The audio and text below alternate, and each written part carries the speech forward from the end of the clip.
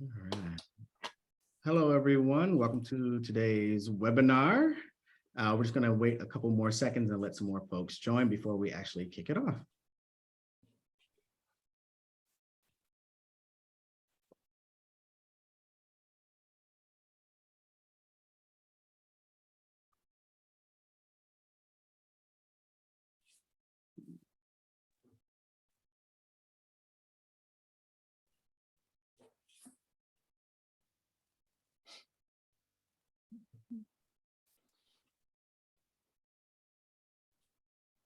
All right.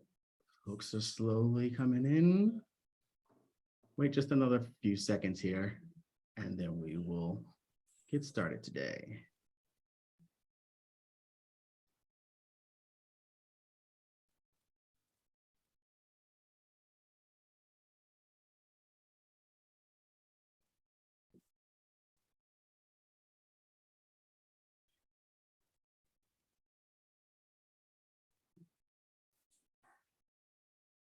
Okay. Well, I want to first of all introduce myself. My name is John Spearman. I am the project manager for the Pet Sustainability Coalition. I'd like to welcome everyone to today's webinar on how the Marine Stewardship Council Seafood Certification aligns with the Pet Sustainability Coalition's framework for sustainable proteins. Now, as people continue to join us, I'm going to tell you a little bit about PSC and launch our first poll today. So the first poll, in the next 2 years, how likely are you to use Ecolabel or third-party certification on your products? Now, for those of you who have not heard of PSC before, we are a nonprofit organization founded in 2013. Our mission is to advance business through environmental and social practices. We are a movement of retailers, distributors, manufacturers, and brands coming together to measure, improve, and celebrate our environmental and social impact. Originally founded with 8 members, we are now a global organization with nearly 200 companies.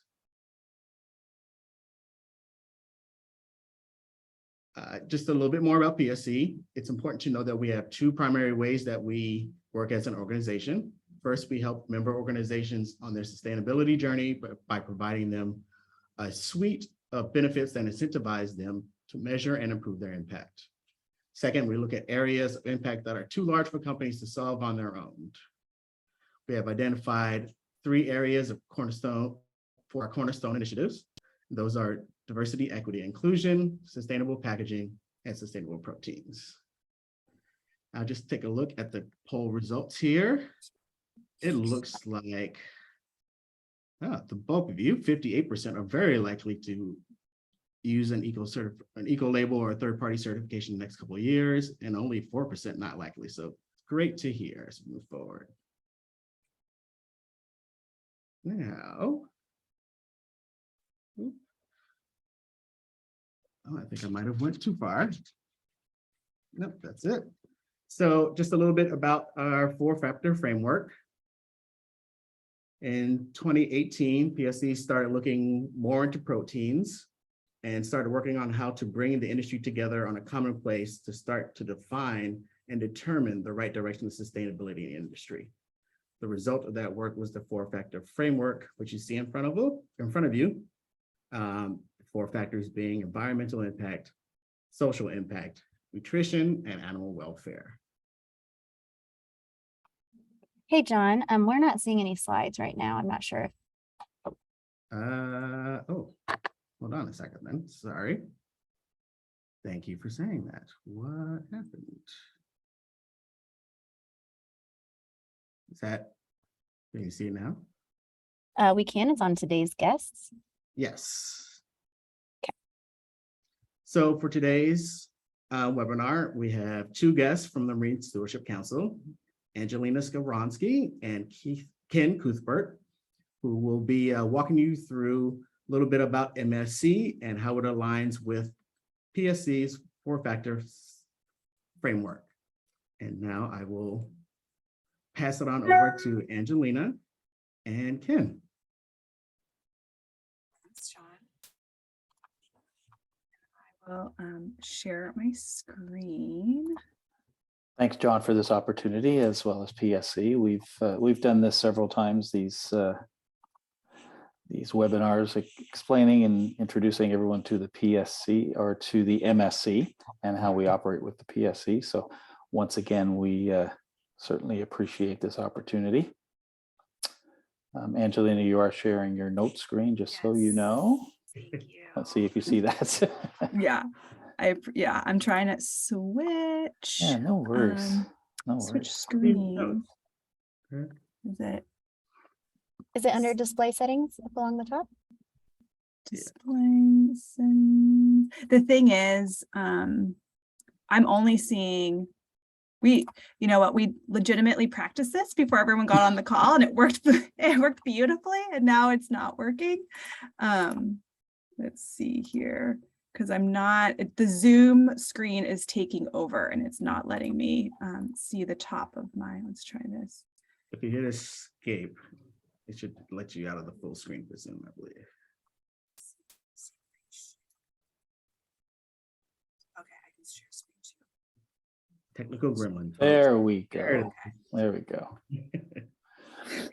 So once again, my name is Ken Cuthbert. I am the Senior Commercial Manager for Canada, and I take care of the pet food category with Angelina in all of North America. So we're here today just to talk about how MSC aligns with PSC's framework when it comes to talking about sustainable proteins and what our organization, we're going to give you a brief organization on what our organization does and how we can hopefully work with each of you to expand your sustainable protein lines. So just to talk a little bit about what the MSC is, we, like the PSC, are a nonprofit organization.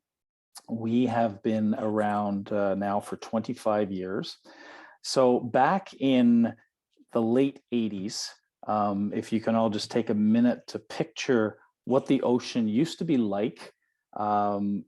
I don't ever recall seeing it, but I have been told that there were so much cod off the coasts of Eastern Canada, Bering Strait, North Sea, etc., of so much cod that you could basically walk on the water.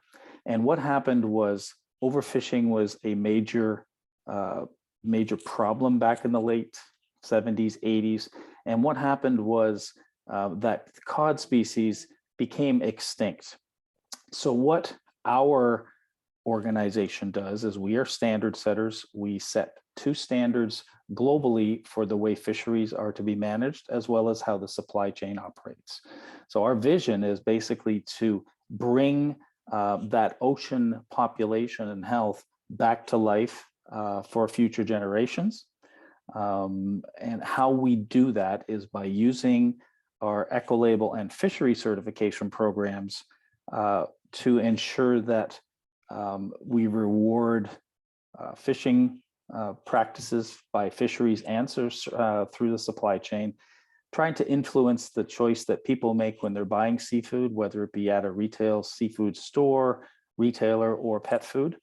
And we also want to work with all of our partners to make sure we transform this back to a sustainable basis. Next slide, Angelina. So we at the MSC, as I said, are a nonprofit. MSC is strictly a wild capture fishery program, and we have a sister organization that we work with called ASC, which is in responsible aquaculture. Now we're very different. We have different operations, obviously, from a wild capture fishery versus a farmed, but we do have a shared goal of our chain of custody certifications are all controlled by the MSC office based out of London, England. So if, you know, Angelina and I are here to help you if you have a question concerning farm salmon or wild, and how you can use both labels if you are interested in doing so. Next one. So when it comes to MSC, we are in 36 countries. We have 28 offices in these 36 countries, with our head office being in London, England. And we have outreach in most of these. We have fishery departments. We, as I said, are standard setters. We set the standards that fisheries are asked to follow. We do not do anything or have any involvement with the certification or audit process. That is strictly third party. That keeps us impartial in the decisions. Every 5 to 7 years, we review our fishery standards as well as our COC standards to make sure they're up to date based on science, climate, and a bunch of other factors that Angelina will touch on a little while on some of our new changes that are coming through. And next one, Angelina. And this just gives you an idea of where we're at. This is just some recent numbers from our recent annual report. The MSC represents just over 17% of the global marine wild seafood catch. And that equates to just about 14.5 million tons. We have 997 units of certification or fisheries involved in the program, and we're in 55 countries with MSC certified vessels. And so we are continuing to grow and strengthen our eco-label awareness. And again, we'll talk about that later with some of the other points. Angelina? So Ken kind of gave us an overview of our program, but as well, we also, not only working with seafood and fisheries, we also work with end users, everyone from the consumer, restaurants, and then retailers, as you see on this slide. So these are our top MSC partner retailers. All the dots in green are our partners where MSC is written into their sourcing policy. And then all the dots in red are our partners where MSC is written into their sourcing policy, and in addition, they use MSC messaging and marketing in their fresh fish case. So as an example, if you were to go to Whole Foods, Amazon Fresh, Costco, or United Supermarkets, and you went into their fresh fish case, MSC would be denoted on the products that were MSC. And also recognizing that this is a pet group and we don't have any pet retailers here, but we do have Petco. MSC is also written into Petco's sustainable sourcing policy. And also this is just continental US. I was giving this presentation to a group out of Hawaii, and they made note that this map does not have Hawaii, Alaska, or Canada. So I apologize. So what does the bluefish label mean? So this is kind of the product comes from a sustainable, from a MSC fishery. It travels through the supply chain and gets the MSC or the ASC label on it. And that's where you see it in the stores, at a restaurant, on a menu. And so what does this mean? So when a consumer sees the MSC or the ASC, it means that it's sourced from a sustainable fishery or a responsible farm. It means that the product does not harm the environment. It means that the product is not mislabeled. And it also means that the product does not use forced or child labor, and it supports workers and communities and seafoods for the future. So with this, I want to ask the group, it's another poll question coming up, if you guys could guess, but I want to ask, what percentage of seafood is mislabeled globally? And so we're talking about species mislabeling. So if you go to the store and you get a piece, or you have a canned tuna and it says tuna in it, what is the percentage that is actually tuna versus not being tuna?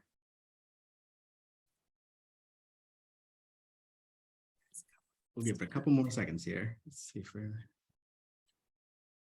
few more folks will respond. And it looks like we're good there. So 50% is the majority of the guess.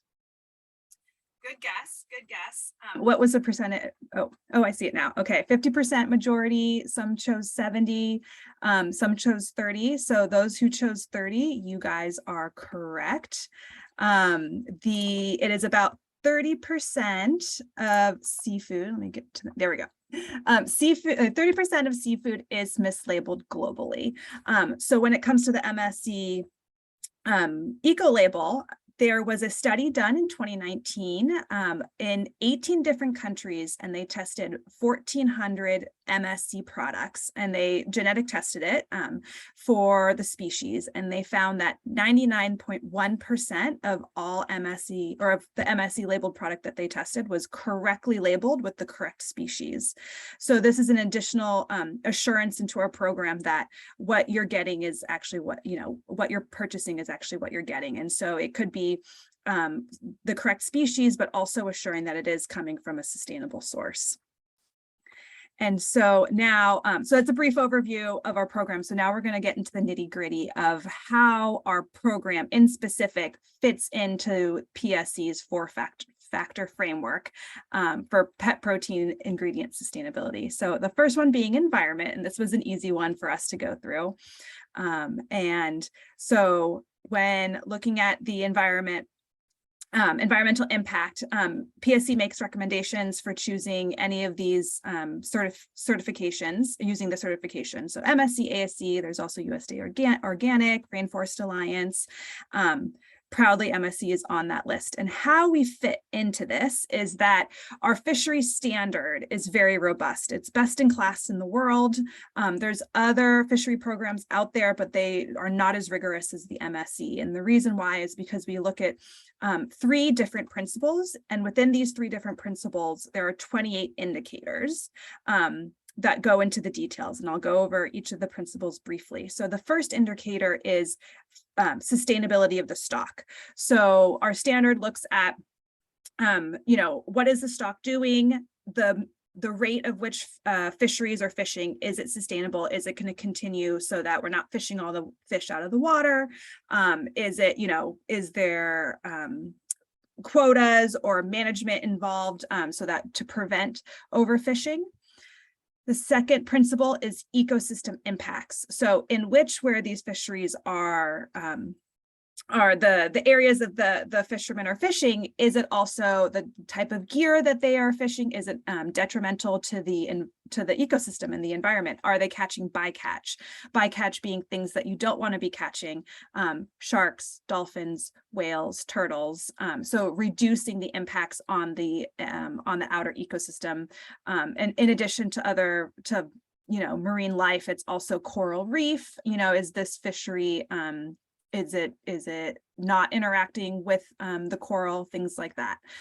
And then finally, principle 3 is effective management. And so this is, and I kind of touched on it before, but when this fishery is fishing, is there a proper policy and procedure so that if they find that there are fishermen, I guess you could say, or boats that are overfishing or going outside quota or doing something illegal, is there a proper system so that they are taken out of the fishery, that they have repercussions? Is there proper monitoring and evaluation? Is there data science and collection so that we can monitor the fishery over years and track that it's staying sustainable, things like that. So these are the 3 principles that our standard looks at. And as Ken was saying, is that MSC sets the standards for what is a sustainable fishery. And then there's a third-party auditor that goes into each individual fishery and they rate the fishery based on our standards. And it's the third-party auditor that determines if the fishery meets the standard or does not meet the standard. And in addition, after the fishery or the farm is certified, there is an additional assurance program that we have called our chain of custody. And Ken, I'll let you take it. Sorry, forgot to unclick the mute there. As Angelina said, this is the second part of our standards that we write one for chain of custody as well. And this is also carried out by the third-party auditor to be impartial. And so whether it's an ASC product that you want to use from a farm or an MSC from a wild capture fishery, either one comes from one of the certified fisheries or farms. Every person or organization or company that actually takes legal possession of that product through the supply chain must have chain of custody certification. And that goes from a manufacturer to a wholesale distributor. Most of the time we've got trucking in there, but that doesn't necessarily, if they don't take physical possession, but are delivering it to a retailer, The retailer is able to sell that product as MSC, provided without chain of custody, provided they don't open a product up and repurpose that product at store level. So when we're talking pet food, that doesn't happen. So the chain of custody process stops at the whoever puts it in the what we call consumer tamper-proof packaging, whether that be a bag or a tin. And then we end up with ASE or MSC labeled products at the end. So why do we do this? Angelina will touch on some reasons later, but it's a reassurance whether you as a retailer or a consumer are in fact purchasing a truly certified sustainable product. And our logo is the assurance that it is done, there is no substitutions. And also by using our label on a package, it means there is 95% of the seafood within that recipe, diet, or can of product is in fact from an MSC certified facility. There's no 50-50 or 60-40 mixing that goes on. Angelina? So next on the docket is social impact. And so when it comes to social, according to PSC, these are some of the social audits that are suggested to be involved with for your products. And proudly, MSC has a social policy. It is relatively new. We've always been more focused on environmental, but as we've seen in the market over years and the demand from our consumers and our partners is that we need to become more serious about social. And so in March of 2019, we implemented a labor audit or social policy into our program. And so this is for both fisheries and for the supply chain. So fishery certification and then the chain of custody certification that Ken just spoke about. And so it's a requirement that all businesses must either submit a third-party audit for social or complete a self-assessment to MSC, and that's based on country risk, and I can go into the nitty-gritty of that, but it's based on country risk and business risk and all those kind of things. But essentially, the three social programs that we do that are valid for MSC is the Amorphe, the SAI, and the SEDEX. And then the last slide, PSC suggested SEDEX is a good social audit. So that is our social, and it will be developing, given that it is new. We do have a full social team at MSC that's focused on this. So something that our certification is all about is continual improvement. So we're constantly improving our fishery certification and as well as our chain of custody certification and the standards, so that we're not just living with status quo, that we're constantly improving and pushing businesses and fisheries to do the same. Next, we have nutrition. And so when it comes to nutrition with MSC and specifically seafood, a big, and I'm sure many of the people on the call know about this, and I'm preaching to the choir, but the big thing with seafood is the omega-3s, and specifically marine-based omega-3s, which is the best source for DHA and EPA. And specifically in pets, more so than humans, dogs and cats are unable to absorb omega-3s from plant-based sources. And it's actually the marine-based omega-3s are the best for pets because they can absorb it better. And omega-3s help everything from kidney to liver, cardiovascular, brain, skin and coat, and joints. And I also, as an anecdote, I did, before MSC, I was a seafood buyer up in Alaska. And of course, the Iditarod is the big Alaska event every year with all of those dogs. And I actually lived amongst, some of my friends were dog mushers. And we would always, it was a thing that we had during salmon season, is that we would give the salmon head scraps and frames to all the dog mushers, and they'd come and pick it up. And it was, they always claimed it was the best for their dogs, for the Iditarod dogs.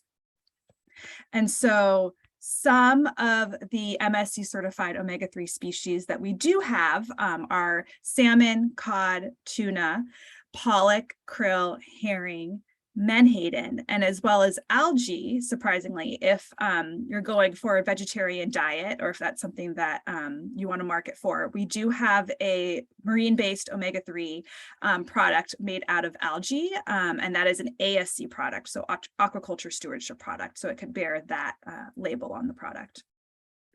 And here is some stats on MSC certified pet products sold in North America by species over the last couple of years. So mixed species, so this is a product that has multiple species in it. That's the number one product, or number one, volume of product. Next comes salmon, Pacific cod, Atlantic cod, tuna, and that's lumped in as multiple tuna species, Northern Pacific hake, which comes from the West Coast, US West Coast, skipjack tuna, herring, albacore tuna, pink salmon, Antarctic krill, and pollock.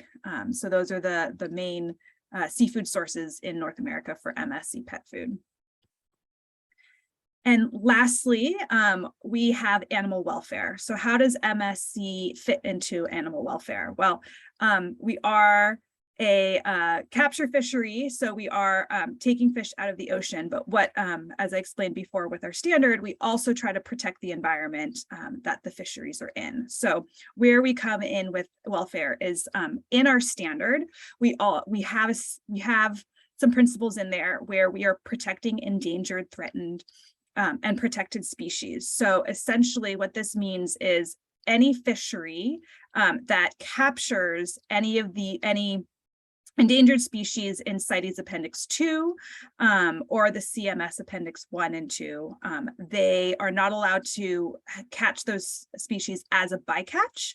And if they do, those boats within those fisheries are taken out of the fishery certification, so they can no longer be certified. So we're becoming more and more strict with this and trying to capture all marine mammals, including birds, I will say. So bird interactions, boat and gear interactions with birds out in the open ocean, that's also something that we look into. So we have a hard line that, nope, you cannot capture these, and if it's incidental and accidental, you're taken out of the fishery. So it's pushing these fisheries to have exclusion devices so that turtles can, swim through the net or things like that. So it's improving technology.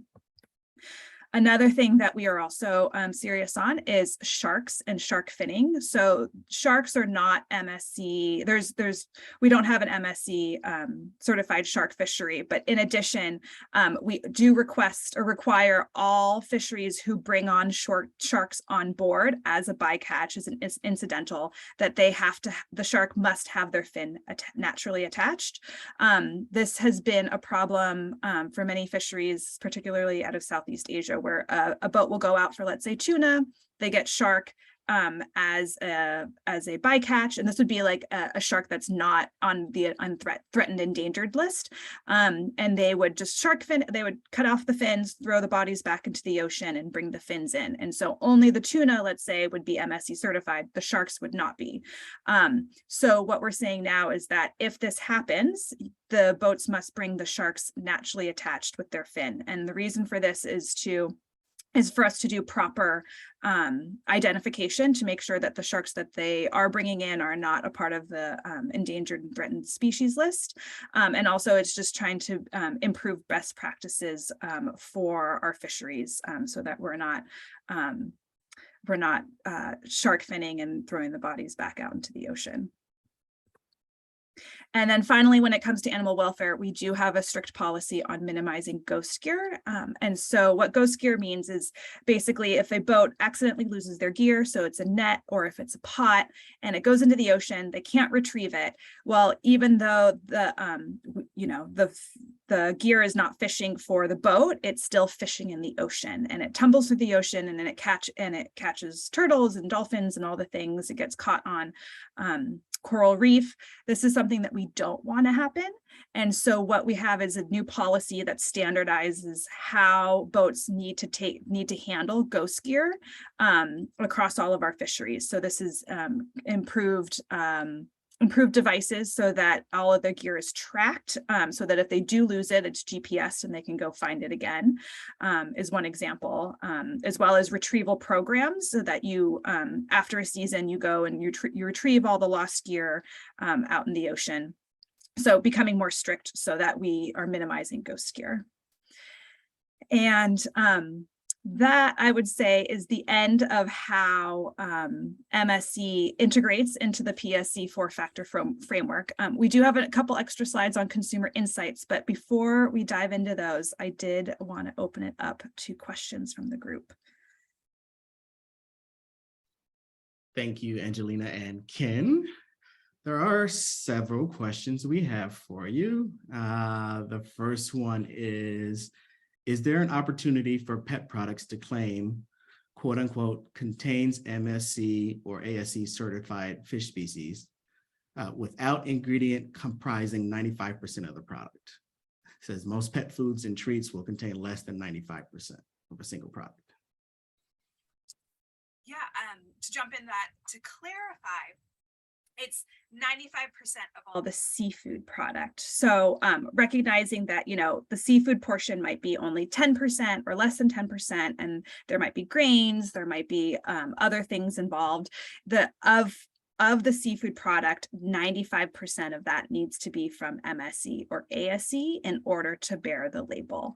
So we're just looking at the seafood portion. And the reason why we have this policy is because we don't want a company to have 10% of the ingredient list is seafood, and they only use, let's say, 10% of that being MSC and being able to use that label. So it's 95% of just the seafood in the recipe. Got it. Thank you for that clarification. Next question is, how does Friend of the Sea compare to MSC? It's a great question. And Ken, if you want to jump in.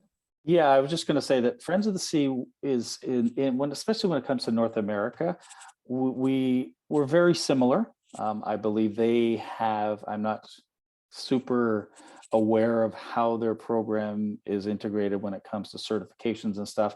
I do know that when it comes to product species, they are more in the anchovety oil, Peruvian anchoveta oil, something that we don't have in our program right now. That's a very strong supplement category that they're in. But again, I can't really comment on Friends of the Sea because it doesn't come into our competitive space here as much. So, I mean, you can see that Angelina's put a slide on the screen about eco labels raising concerns, or consumer trust rather. Yeah. Thanks, Ken. So yeah, Friend of the Sea, it is another eco label, as we can say. They are, as Ken said, they have more of a reach in Europe and not so much here in the US. I will say when it comes to the Friend of the Sea standard of how they rate fisheries, they're not as rigorous as MSC. So when I was talking about the 3 principles and the 28 indicators, they have far less, and their principles are they don't include social as one aspect of their principle. So it's a different program than us. And as well, we do, what I'm showing up on the screen is results from our last GlobeScan survey. So we partner with GlobeScan, which is an international consumer survey company. And we survey about 20,000 people globally. These are the results just from the North America region, so Canada and the US. But we asked them to say, how often do you see these labels and how much trust do you have in these labels? So MSC came up as the highest among our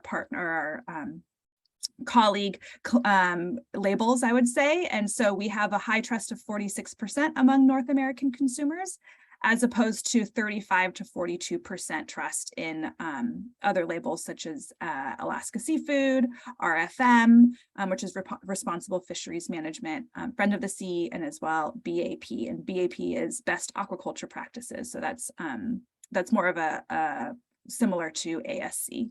So we do have higher trust. And in addition, I can scroll. Actually, Angelina, I was just going to say, before we go to any other further questions, maybe you just run through these globe scan results. Some of them are pretty good. Yeah, so breaking down that last slide that we have, breaking it down per country. So we're looking at Canada and the US. So looking at moderate to high trust, we have about 71% trust of the MSC Eco Label in Canada and about 75% trust of the MSC Eco Label in the US. And then talking about consumer recognition, about 25% of seafood consumers in North America recognize the MSC label when they go to the grocery store or, the stores in general, as opposed to only 15 to 23% of seafood consumers recognize the other labels, and which includes Friend of the Sea. And in addition, of those seafood consumers that know and trust MSC, they're 60% more likely to recommend MSC products to their friends and their colleagues. In addition, 49% report that eco labels on fish and seafood and products raise their trust and confidence in the brand. So there's what we're seeing is that over the years, we do these consumer surveys every 2 years. So we're able to compare based on the same questions, the increase or the decrease in consumer appetite. And what we're seeing is that there's an increase in demand of consumers asking for brands or for retailers to post third-party eco labels or third-party certifications on their products. And there's a divergence from the self-claims. So sometimes brands will have a self-claim of 100% natural or sustainable or any of these kind of buzzwords. And so we're seeing that consumers are demanding that these claims be verified by a third-party certification.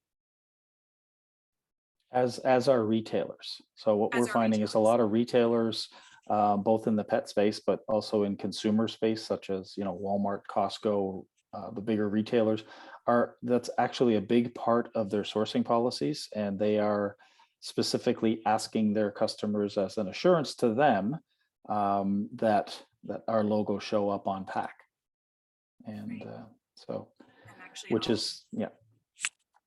I'll touch on this next slide, and it breaks down by major retailers in the US as far as consumers who are motivated to purchase MSC products within each of these retailers. So the average across the board for North America is 47%.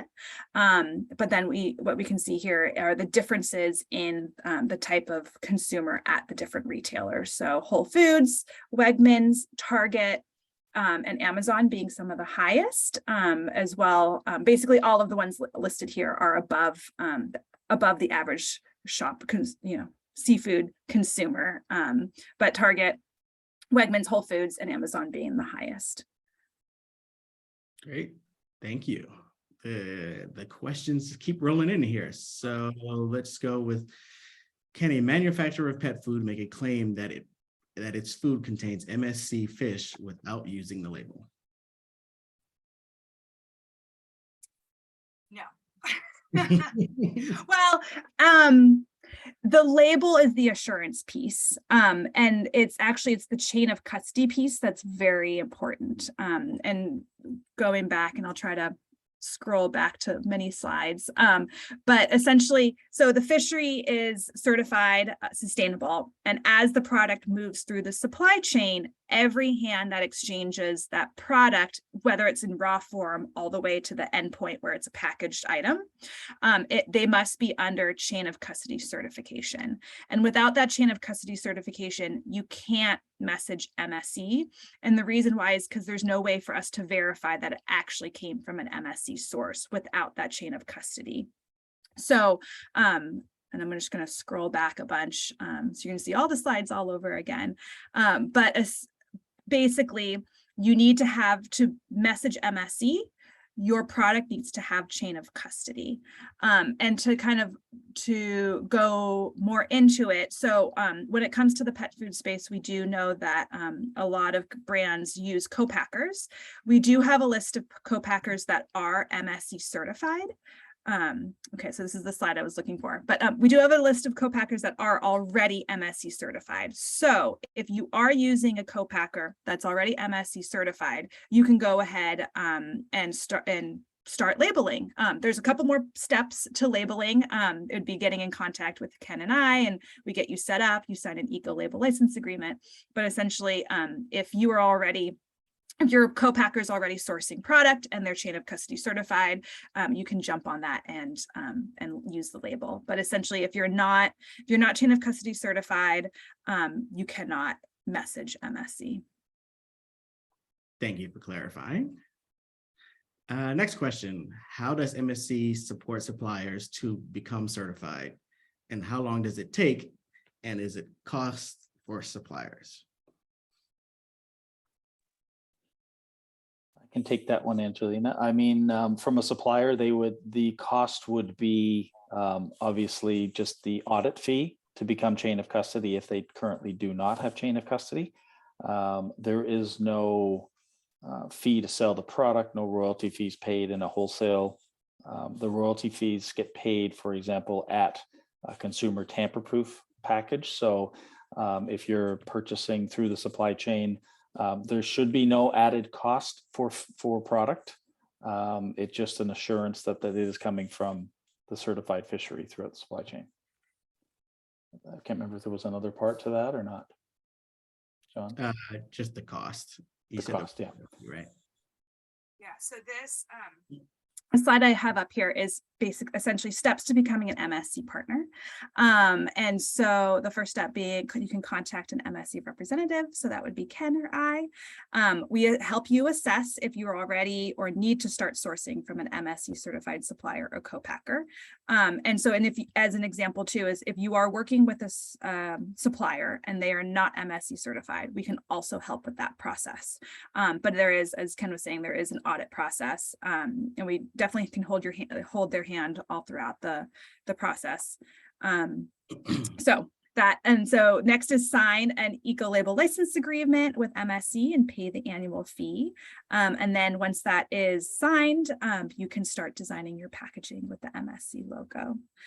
And we did have the question did talk about cost. So when it comes to cost to partner with MSC, it's a dual cost. So there is an annual fee, which is based on company size of only MSC product. And then there's a royalty fee based on how much your sales are for the year.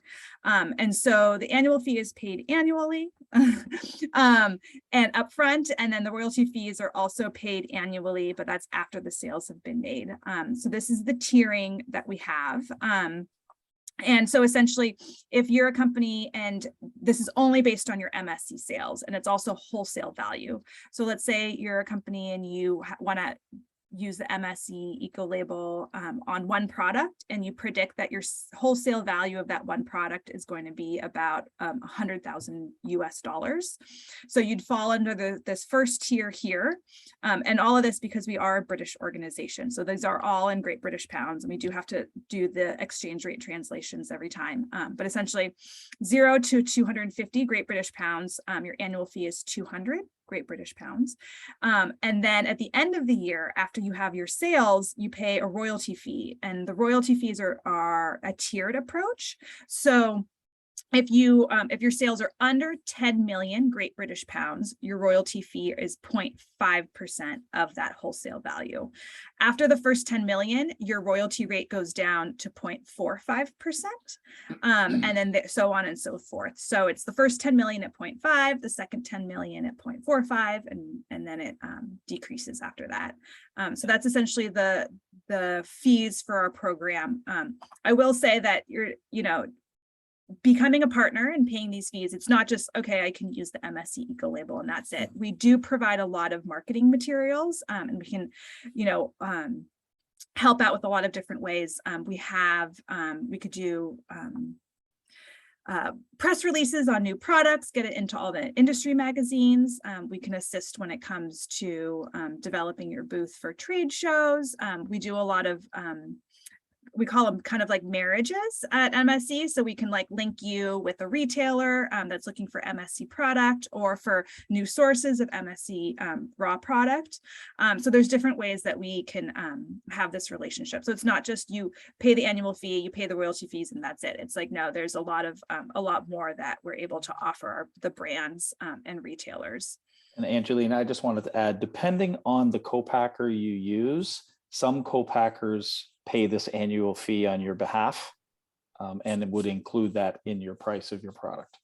Yeah, so thank you, Ken. Yeah, it all depends. It Yeah, can go either way. So, you know, obviously these are just the majority of our co-packers are on this page here.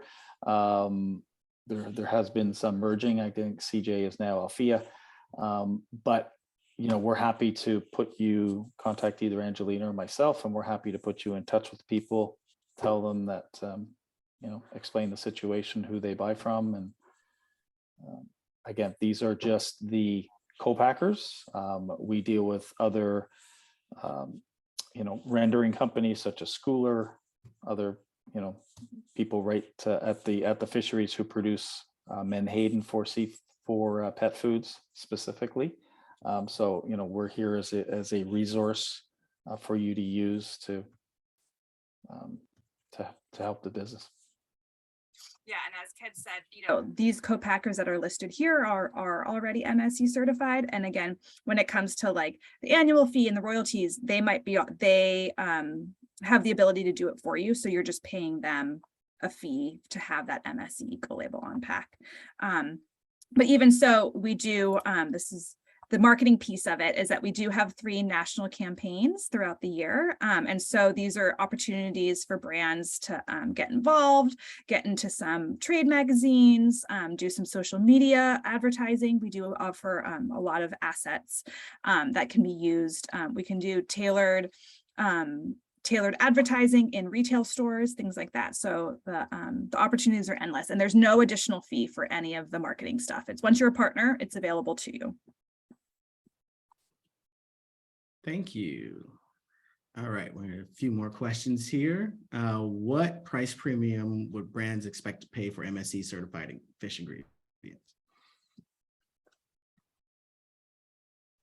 I think years ago, there used to be a major price premium when it comes to products. What we're seeing is definitely an equaling out of products. So we're not seeing a price premium on products. So for example, I'll use Alaskan salmon. About 99% of the salmon that is harvested in or fished in Alaska is MSC certified. So everyone's on a level playing field. Years ago, we didn't have a lot of tuna fisheries, for example, in our program. So there was a definite differentiation from an MSC product price versus a non.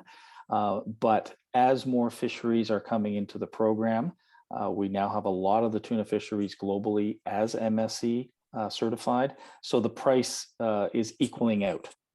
There's not as much of a competition when it comes to price. So for example, if you want to use wild salmon from Alaska, pretty much everyone's going to pay the same price. So it can vary by species, but for the most part, it's pretty flat. Thank you. Another question, are food producers supporting sustainable fishing practices if they are sourcing from MSC certified fisheries but have not pursued MSC certification?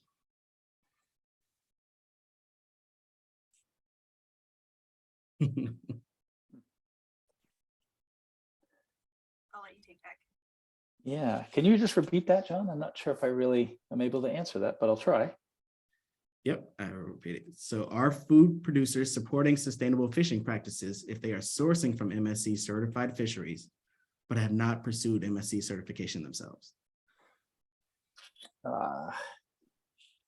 As long as they're sourcing from MSC fisheries, they have to be, you know, obviously we want to see that label on there, and so do consumers. Mm-hmm. But I think our program is a very rigorous program, and people who don't want to message MSC and become certified are kind of not helping our program and the industry strengthen itself through sustainability. It's kind of all goes hand in hand. So I don't really know if I'm answering that correctly or the way they want that answered, but. Yeah, I think, and also to jump in, it's a part of our theory of change. So the MSC theory of change is that fisheries get certified, that the product goes through the supply chain, comes out the other end with the MSC label on it. Consumers see the certification, they buy more of it, and they also start demanding for retailers to and brands to have more certification, which also pushes more fisheries to get involved in the to become MSC certified. So it's this kind of cyclical thing. And if a producer is purchasing MSC but not eco labeling or messaging MSC, it kind of it kills the theory of change, right? It puts a stop to it, and you don't have that push from the consumer, that push from the retailer to get more fisheries involved. And kind of the earlier slide where we were showing, about 17% of global fisheries is MSC certified, and we're working to get more fisheries into our program. And to get more fisheries into a program, we need to have more of a consumer demand and retailer demand from fisheries to say, hey, we want this, we want you to, meet the standards so that we'll purchase more from you. So I think to continue growth and continual improvement, essentially, we do need brands and producers to message MSC, not just purchase MSC. Got it. Along those same lines, we have a question. Says MSC reaches about 17% of the global marine market. What are the major barriers for MSC to expand their standard and make a larger impact on the overall market? That's a great question. And I could go for hours answering Go this one. Go ahead. Some barriers to entry, I think right now, it's messaging, it's not just MSC, it's messaging sustainability. I think you go to Europe, you see MSC everywhere. You go for most of North America, we're getting closer to having a broader recognition of the MSC eco label. But you go to Latin America, there's not much MSC messaging. You go to Asia, there's not much MSC messaging, or just sustainability messaging in general. So a major barrier to entry, I think, is changing our societies to be more sustainability conscious. And I'm not saying Latin America and Asia are not sustainability conscious, but to get them to recognize what it means, and to start recognizing more of these eco labels. So it's not just MSC having a barrier to expanding. It's also all these sustainability certifications and the environmental work that we're all trying to do. Same with PSC. It's the barrier that we're trying to change minds and change habits, which might take generations. So I think that was the major barrier to expanding. Got it. All right, we got time for a couple more questions. How does it work if my producer has suppliers that are MSC certified and others that are not? Can I use the label on my product? Yes.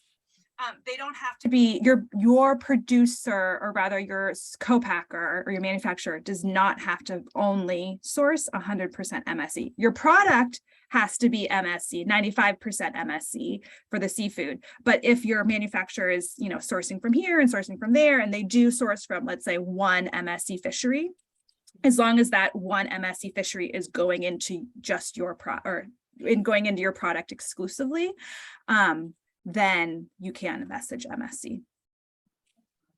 Great, thank you. Another question, was Oceanwise included as an eco label in the GlobeScan research study?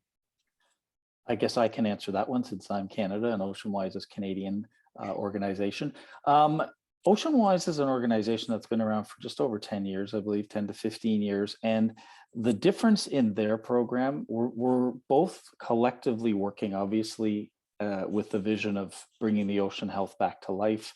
However, the difference in an ocean-wise program, they're very similar to Monterey Bay or Seafood Watch. They are both recommendation programs. So there is no certification or third-party traceability from their logos. So that's why they're not included in our list of comparing the organizations and companies. The ones Angelina brought up there, RFM, BAP, Friends of the Sea, those are actual certifications. So that's the main difference between a recommendation program and a certification program, is that third-party traceability. Got it. Thank you. All right, we'll do one last question here. Can you give examples of pet retailers who are engaged on the topic of seafood sustainability? Do you want to take that one, Angelina? Can you repeat it real quickly? Oh, Yeah. Can you give examples of pet retailers who are engaged on the topic of seafood sustainability with you all?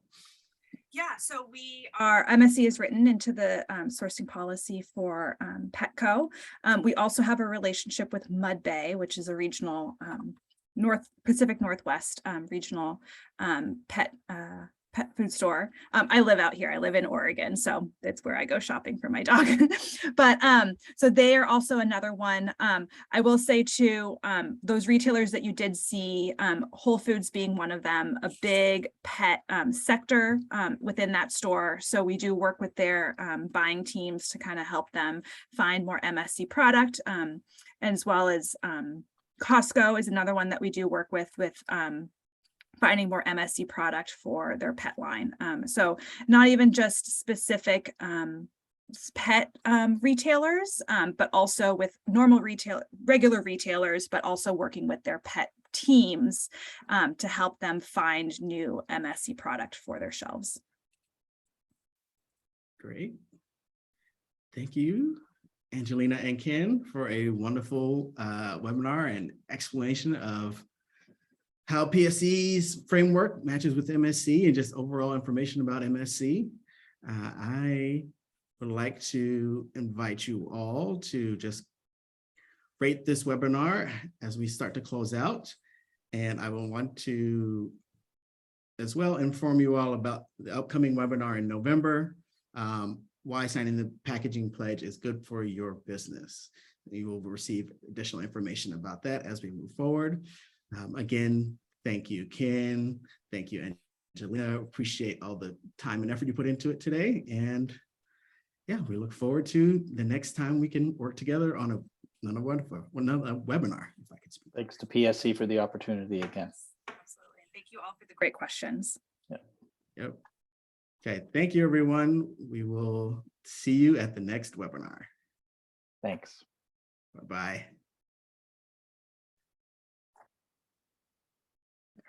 I'm going to stop recording.